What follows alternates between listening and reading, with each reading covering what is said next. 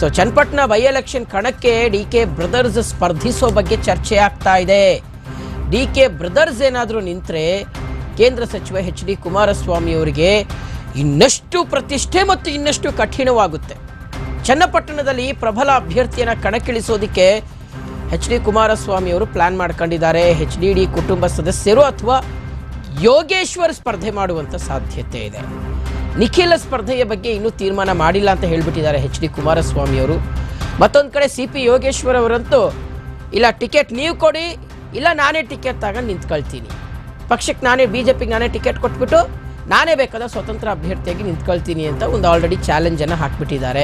So ಹಾಗಾಗಿ ಏನು ಮಾಡ್ತಾರೆ ಅನ್ನುವಂಥದ್ದು ಇರ್ತಕ್ಕಂಥ ಪ್ರಶ್ನೆ. ಇನ್ನು ಎಚ್.ಡಿ. ಕುಮಾರಸ್ವಾಮಿ ಅವರು ದೊಡ್ಡ ಮನಸ್ಸು ಮಾಡಿ ಈಗ ಬೇಡ ಸಿ.ಪಿ.ಐಗೆ ಸ್ಪರ್ಧೆಗೆ ನನಗೆ ಒಪ್ಪಲ್ಲ ಅಂತ ಇದ್ದಾರೆ.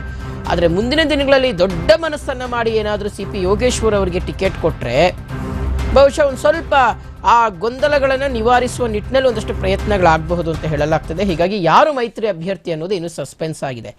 ಯಾರೇ ಮೈತ್ರಿ ಅಭ್ಯರ್ಥಿಯಾದರೂ ಸಹ JDS ಚಿಹ್ನೆಯ ಅಡಿಯಲ್ಲಿ ಸ್ಪರ್ಧೆ. ಅಂದರೆ ಸಿ.ಪಿ. ಯೋಗೇಶ್ವರ್ ಅವರು ಟೆಕ್ನಿಕಲಿ ಬಿಜೆಪಿಯಲ್ಲಿ ಇದ್ದಾರೆ ಹೌದು, ಆದರೆ ಮಂಜುನಾಥ್ ಅವರ ವಿಚಾರ ಏನಾಗಿತ್ತಲ್ಲ ಬೆಂಗಳೂರು ಗ್ರಾಮಾಂತರದಲ್ಲಿ, ಅದೇ ರೀತಿಯಾಗಿ ಸಿ.ಪಿ. ಯೋಗೇಶ್ವರ್ ಅವರಿಗೆ JDS ಚಿಹ್ನೆಯಡಿ ಅವರನ್ನು ನಿಲ್ಲಿಸುವಂಥ ಒಂದು ಪ್ರಯತ್ನ ಏನಾದರೂ ಮಾಡ್ಬೋದಾ ಕುಮಾರಸ್ವಾಮಿ ಅವರು ಅನ್ನುವಂಥದ್ದು ಇರ್ತಕ್ಕಂಥ ದೊಡ್ಡ ಪ್ರಶ್ನೆ.